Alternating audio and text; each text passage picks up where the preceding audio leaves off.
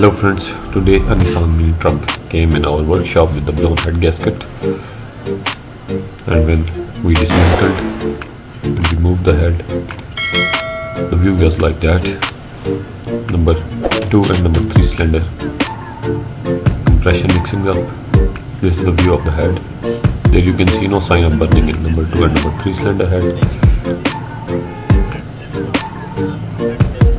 Number 1 and number 4 cylinder are working well and the compression is good, and you can see the sign of the burning. The gasket was blown at exact the center, exactly from the center of the block.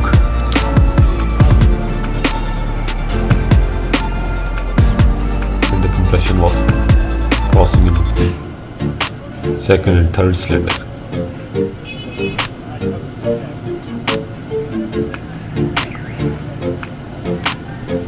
There you can see the head gasket blown from here, and a piece of head gasket is missing, blown away due to high temperature. There you can see the condition of the cylinder block again. There you can see the compression crossing the black spot in the center of the engine. Center of the engine block is the compression crossing. Thanks for watching the video.